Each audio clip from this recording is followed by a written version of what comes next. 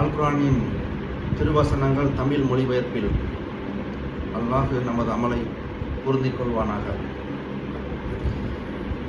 ரமலான் மாதம் எத்தகைய மகத்துவமுடையது என்றால், அதில் தான் மனிதர்களுக்கு நேர்வழி காட்டும் திருக்குர்ஆன் என்னும் வேதம் இறக்கப்பட்டது. அது நன்மை தீமையை பிரித்தறிவித்து நேரான வழியை தெளிவாக்கக்கூடிய வசனங்களை உடையதாகவும் இருக்கிறது. ஆகவே உங்களில் எவர் அம்மாதத்தை அடைகிறாரோ அவர் அதில் நோன்பு நோற்கவும்.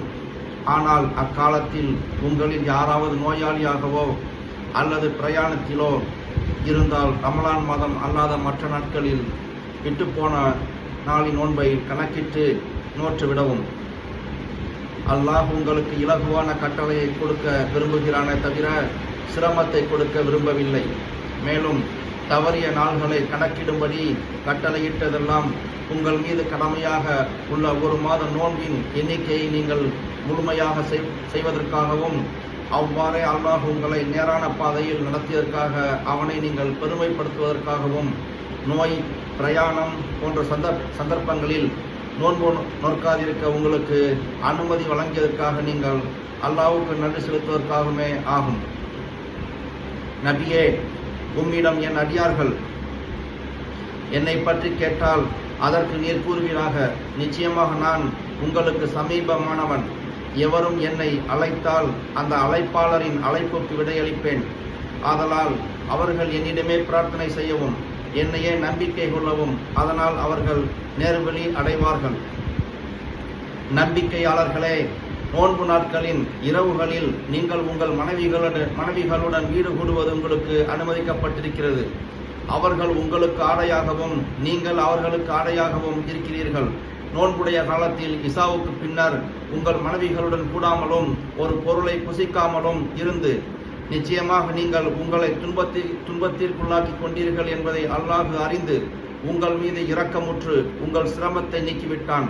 ஆகவே இனி இருள் நீங்கி விடியற்காலை ஃபஜ்ர் ஆகிவிட்டது என்று உங்களுக்கு தெளிவாகும் வரை நோன்பின் இரவு காலங்களில் உங்கள் மனைவிகளுடன் சேர்ந்து அல்லாஹ் உங்களுக்கு சந்ததியாக விதித்திருப்பதை தேடிக்கொள்ளுங்கள்.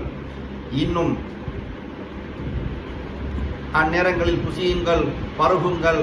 கிழக்கு வெளுத்த பின்பு இரவு ஆரம்பமாகும் வரை மேலே கூறியவற்றை தவிர்த்து நோன்புகளை நோற்று முழுமையாக்குங்கள். ஆயினும் நீங்கள் வணங்குவதற்காக மஸ்ஜிதுகளில் தங்கி இஹ்திகாஃப் இருக்கும்போது உங்கள் மனைவிகளுடன் கூடாதீர்கள்.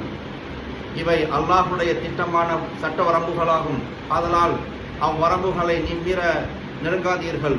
மனிதர்கள் இறை அச்சமுடையவர்களாக ஆவதற்காக அல்லாஹ் தன் வசனங்களை அவர்களுக்கு இவ்வாறு தெளிவாக விவரிக்கிறான்.